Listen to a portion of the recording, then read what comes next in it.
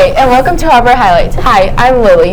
And I'm Mr. Brummel. Last week we showed you the first half of an interview that we did with Dr. Harold Brown, one of the first African American pilots in the military. Here's the rest of his story.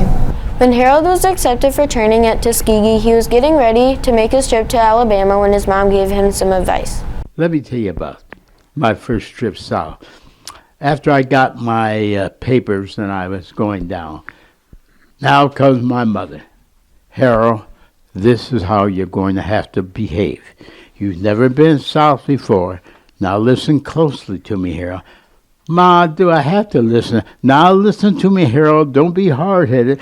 If you don't listen, you're going to go down and you're going to get yourself in all kinds of trouble. Now you listen to me. So she's telling me how I have to behave.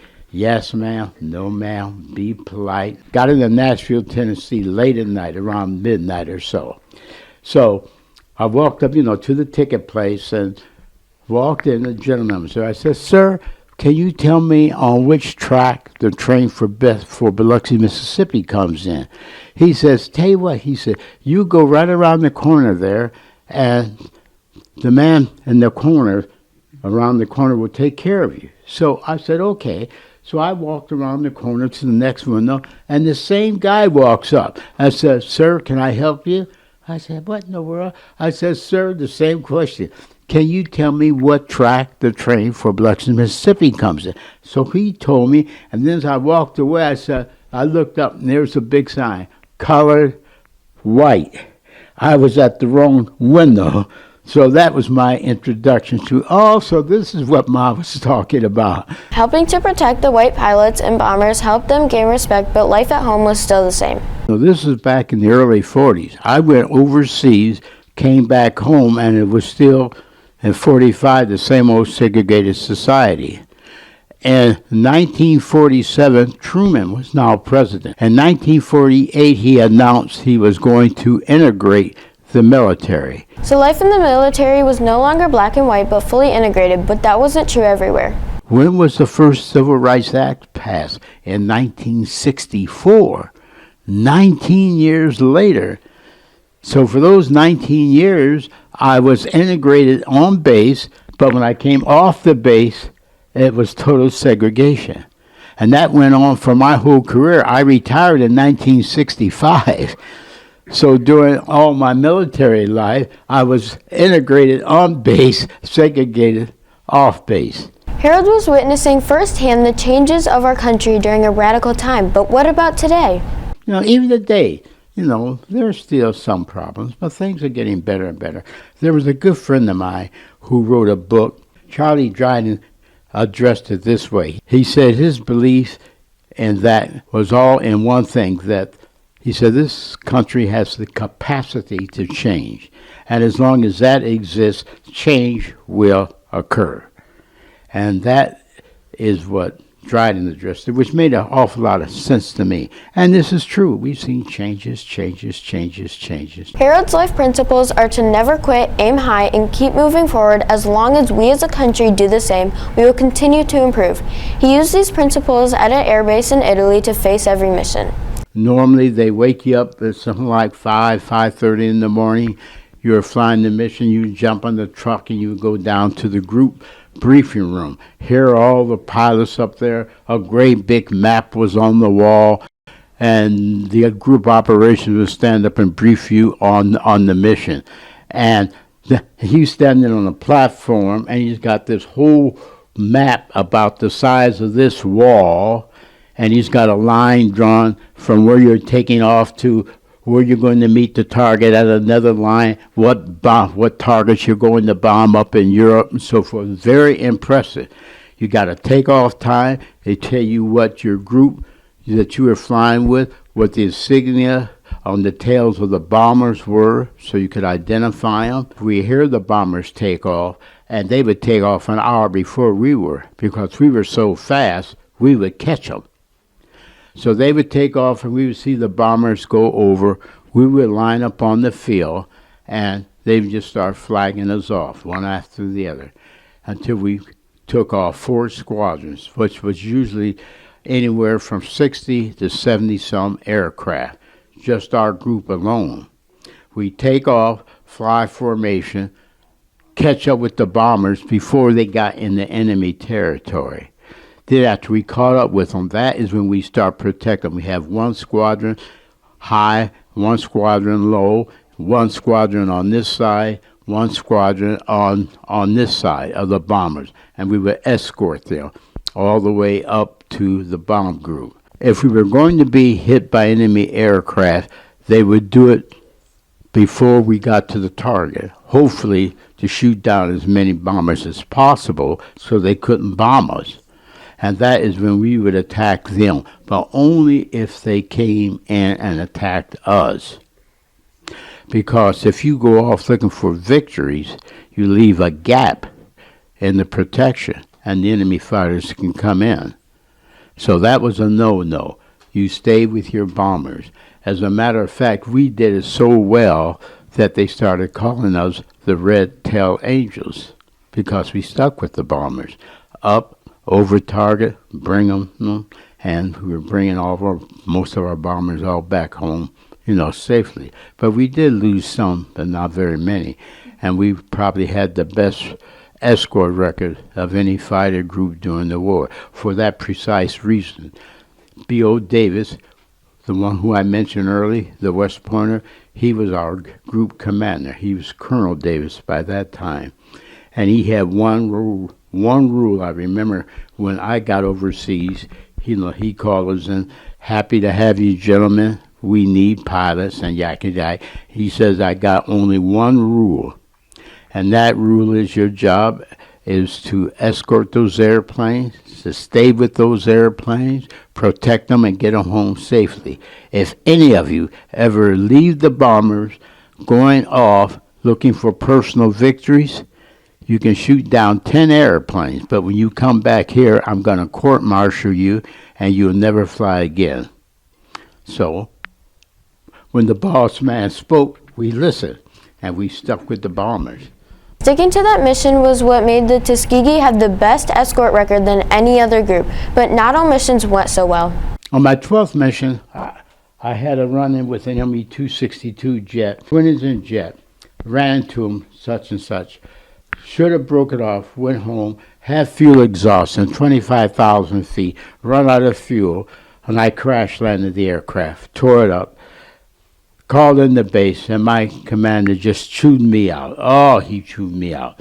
Now, that was on my 12th mission. On my 30th mission is when I was shot down. On that one, we were strafing. Strafing missions are this. You're going after ground targets.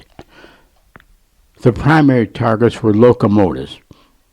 And we know that the big locomotives with all the boxcars and whatnot, they were all carrying military supplies, tanks, and whatnot. And those are the targets that we went after. And we would start and we would catch them and start right from the tail end and just walk right up. And then when you get up to the locomotive, you would hold your guns on it for another couple of seconds, and it would blow up and you would break off. Well, it was a lot of fun, but it was also very dangerous. I was on 6 strafing missions, and on every one of those strafing missions, I got a hole in one of my aircraft. Granted, it was a small hole, but the P-51, as it looks up there, that is a liquid cool engine, and it is cooled by a coolant. And if you break one of those lines and you lose your coolant, then that engine will immediately overheat, and it'll only run for no more than 1 to 2 minutes, and it will freeze up and stop. And that's what happened to me. When I went in, I had the locomotive lit up, and I was just pulling up when it blew up. And some of the shrapnel and stuff from the explosion hit my engine. It knocked out my coolant line. My oil pressure went to zero. My oil quantity went to zero, and within a short while, all of the coolant came across the windshield. Once that happened, I knew I had it. I had to get out of the aircraft. So I just pulled the aircraft up, jettisoned my cockpit, roll it over my back, you kick the stick forward, and it throws you out. But I was at a low altitude, and I had to get out in a hurry, and that's the fastest way to get out. Well, I pulled a chute and whatnot, and I landed okay. And the interesting thing was is I was floating down in the chute. The guys, circled me, and I could see them sitting in the cockpit as they circled me. And I waved at them. They knew I was okay. But as I was in that chute and landing, I could hear those engines slowly fade and fade. And I was up there all by myself. And I said, what in the world? 20 years old, what am I doing up in Germany looking like this? I was picked up, and they brought me back to a village. And there were about 35, 40 people that met us as we walked in with the two guys, a constable, or the two policemen, really, who picked me up.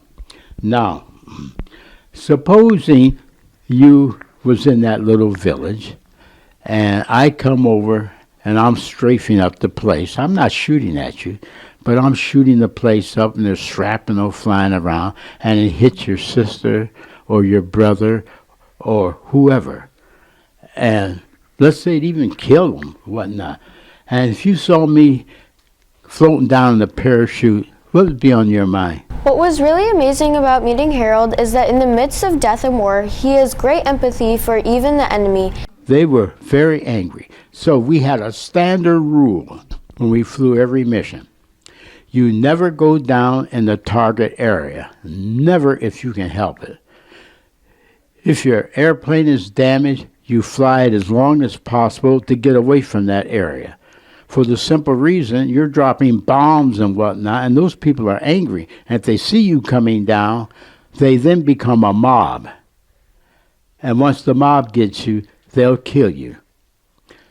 I didn't have time to get away. My engine broke. They caught me. They brought me back. I was met by 35 very angry people. And they were going to do one thing, kill me. So here I am, 20 years old. I'm trying to reconcile the fact that, Harold, you're going to die in a few minutes or so.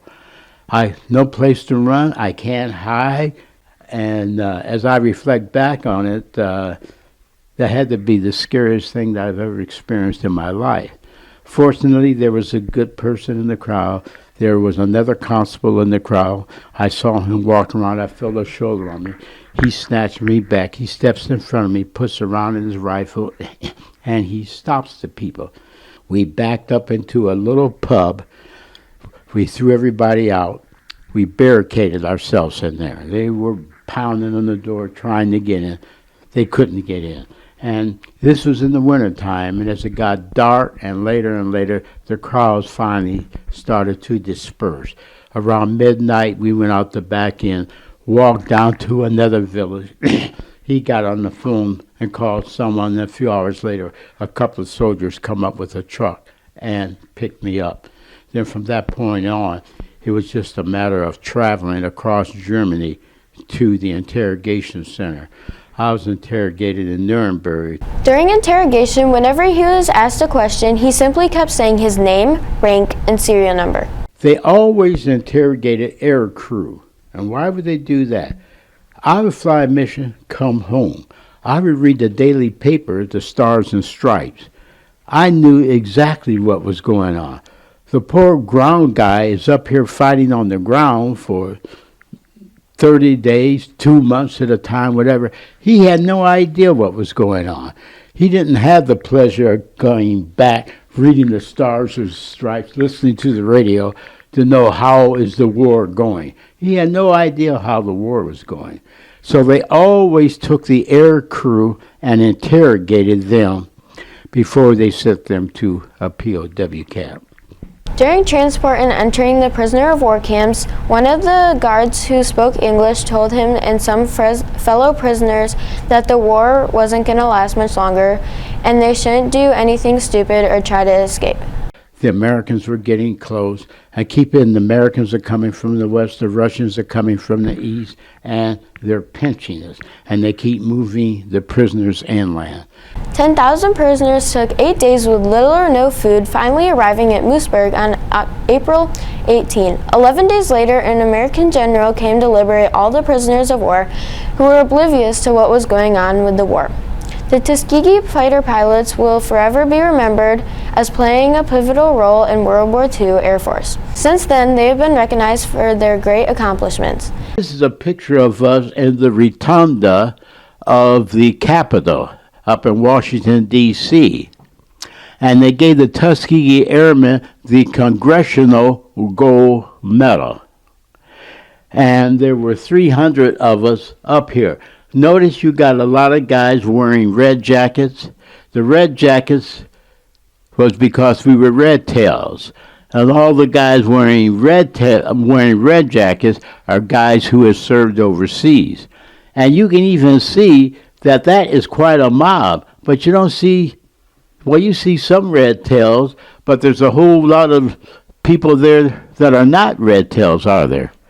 Because, again, there wasn't that many of us that went over to fight the war. As they received the nation's highest civilian honor from President Bush, he gave an apology to one of the pilots. And he says, I hope this makes up for all of the people who bypassed you and refused to salute you. Because that happened quite often. We were officers and other folks that didn't look like me would look at me, ignore me, and, I just didn't exist as far as they were concerned. In 94, Harold still remembers what it felt like as a new fighter pilot that achieved his dream of flying. We were young, crazy, invincible. Do you notice that all the generals are old guys, but all the fighters are young guys? Now, why is that? You're invincible. I'm invincible. I was the greatest pilot in the world. So you send these little young crazy guys out there to fight the war. In reality, when you're flying in the sky in harm's way, you need to depend on each other, and a person's skin color is not even a part of the equation. One of Harold's favorite quotes is from General Chappie James. The power of excellence is overwhelming. It is always in demand, and nobody cares about its color. There is no doubt that the Tuskegee pilots were excellent, as you heard from the message of the Red Tails movie. Harold shared with us how the movie compared to real life. Boy, you sure made us look good. Man, you were doing things that I wish I could do, but I don't think I could quite do it like that. He laughed. They had some conversation going on, and you never have conversation like that. You kept your mouth shut, and you kept the airways clear in case something happened, and there was important stuff that they have to get to you. Even though it might not have been exactly like the movie, Harold had his share of fun in a plane. Oh, I did my share of flips and whatnot. Yeah, I was, I had done a lot of crazy stuff. When no one was looking to come down over the runway 100 feet off the ground, rolled over on my back, and like I said, we were crazy. After retiring from the Air Force in 1965, he had already earned his college degree and started teaching at a junior college, and later completed his PhD and became the vice president of Columbus Tech. Helping others to achieve their mission has continued to be a passion. There's so many opportunities, and all I tell kids is stay in school. You gotta stay in school. Stay in school. Get good grades. A's and B's only. None of these C's and D's. I was doing what I loved to do. Flying became my passion, and I lived out my dreams. I dreamed to become a military pilot, and that's precisely what I did. I talked to so many youngsters, and I said, don't limit yourself. Look at everything. You're young. Decide. When you decide something and you know that this is what you want, then you go after it and allow that to become your passion. There's an old saying that when you are working out in what is your passion, you'll never work a day in your life. Because when you're working your passion, that's not work. You're doing pleasurable things. We have one copy of his book in the library called Keep Your Airspeed Up. In the video, there were some slides that share 6 important principles that Dr. Brown uses in his own life to make it happen. They include aim high, believe in yourself, use your brain, never quit, be ready to go, and expect to win. His story is an inspiration and example for all of us to find a dream that is your passion and go for it. Just make it happen. Now, for this week's general announcements. Hi, I'm Balin. And I'm D'Amico. Knitting Club today meets today in the library. BBYM meets tomorrow, Tuesday at the Harbor Lights Library. Last week, Ms. Postma shared with teachers the form for the lip dub. Please turn those in today if you have not done so yet. Our school is participating in a new program called Direct Your Dollars. Please save your family fare or D&W receipts and turn them into the office at school. This will help our school to earn $1,000. Also help support our November service project by bringing in canceled stamps for the Veterans Therapy Project. The annual Harbor Lights Spelling Bee will take place in the library on December 12th at 9 a.m. Word lists are available in the library, or you may join the Spelling Bee classroom for more information and the list of words. The classroom code is GIX3CK5. Now over to sports. Hi, I'm Edwin. I'm Avery. Have you heard of Girls on the Run? Maybe some of you participated in elementary school. Well, Heart and Soul is the middle school program and is led by 7th grade teacher Mrs. Barman. Registrations ends November 30th, so if you are interested, please sign up or talk to Ms. Borman if you have questions. There are no home boys basketball games or girls swim and dive meets this week due to break. Now back to the anchors. Thanks for watching our show. There is no school this Wednesday, Thursday, or Friday for Thanksgiving break. Enjoy the time with friends and family this Thanksgiving. See you next week. Bye!